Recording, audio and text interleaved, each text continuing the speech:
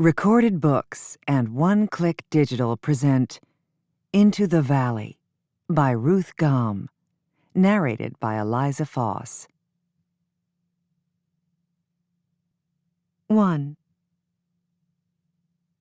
She took the forged check to the bank and cashed it. From there, she walked to the drugstore.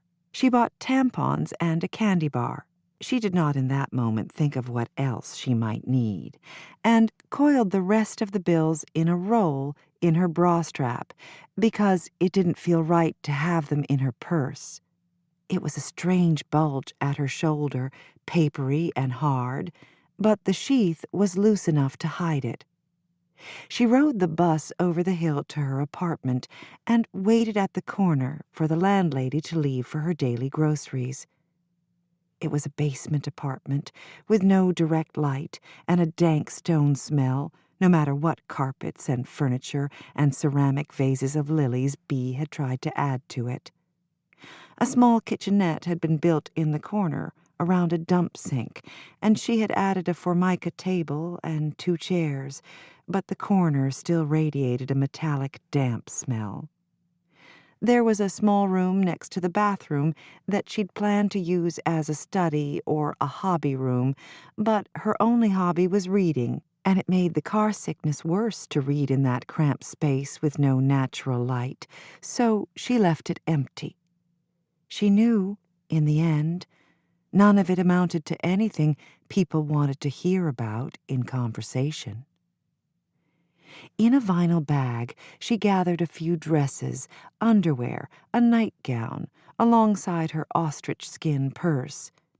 She went to her dresser and drew out the velvet box with a diamond brooch she had not touched in 2 years. When she had everything, she took the bus to a car lot on Van Ness.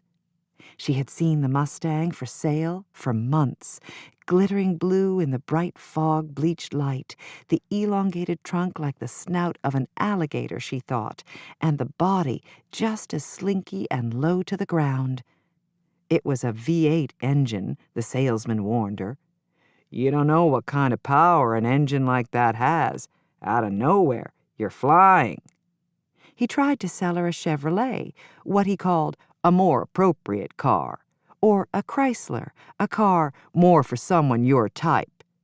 But she excused herself to the ladies' room and extracted the exact amount for the Mustang from the largest bills in the bra strap. She got behind the wheel and backed out self-consciously as the salesman watched. The steering wheel was large in front of her, hard, thin metal and tight plastic coating. The engine jumped at a touch to the gas. As she made her way carefully out of the car lot onto Van Ness, she did not even think of it as leaving, only going away.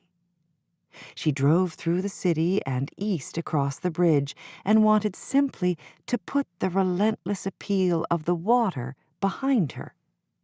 The freeway skirted green, piney hills dotted with cottages. She imagined them filled one by one with women, mothers, and housewives, and she wondered, very genuinely, how they filled their days, whether they arranged to come down and buy vegetables and attend luncheons, or preferred to stay in the cottages as long as they could. She switched on the radio. A song was playing that had played at her first high school dance, and she remembered the peach satin dress and the perfume her mother dabbed at her wrists, and the brill-creamed boy. And for a moment she was taken with the same abstract hopefulness she'd had that night, that something she'd been waiting for would arrive and overtake her. But when the song ended, a commercial jangled on, and she found only rock and roll on the next 2 stations, until finally she flicked the radio off and listened instead to the asphalt breaks beneath her.